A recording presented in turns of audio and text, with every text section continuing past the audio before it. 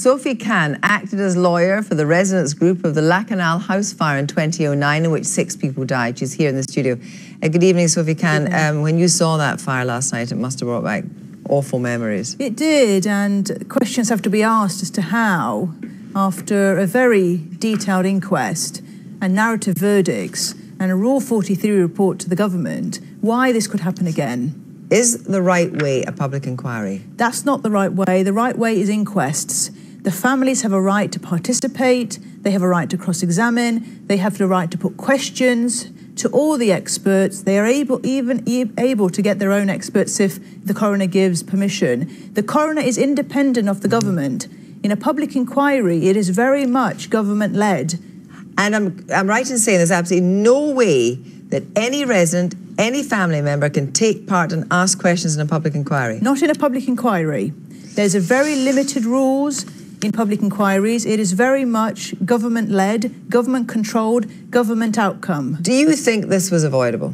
This was avoidable, 100%, because the sprinklers, even though it wouldn't have saved the building, I think it would have saved the individuals inside the building. It would have given them time to get out. The building, I believe, would have perished, but the individuals wouldn't have perished. And this is not just after the Lakanal House. There is studies here. Is it your experience that by and large residents and residents association are not listened to? They're not listened to, but also the fire assessments.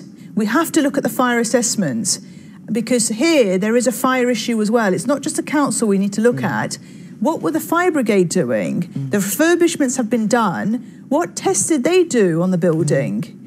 But these are questions, as you say, that the residents will not be able to ask anyone in the public inquiry. In your view, is this a kind of unintended consequence of the public inquiry? Or do you think it's an absolutely worked out position that if the government goes for a public inquiry and not an inquest, they will be not subject to the same scrutiny? Yes. That is correct, because in an inquest they lose control of what a jury verdict will do, and the juries will come out with narrative verdicts which may be very difficult for the government to. But you can only have one or another. You can't have both. You can't have both. You can only have one or the other. So what would you be urging residents to do right now to kick up a fuss to change? Yes.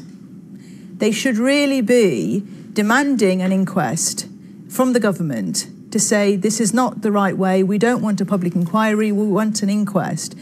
And I'm very concerned as to why Mrs May came out so quickly to say public inquiry. What is there that she knows that needs to be hidden? Sophie Khan, thank you very much indeed. Well, the tragedy of Grenfell Tower has all but blotted out the post-election turmoil.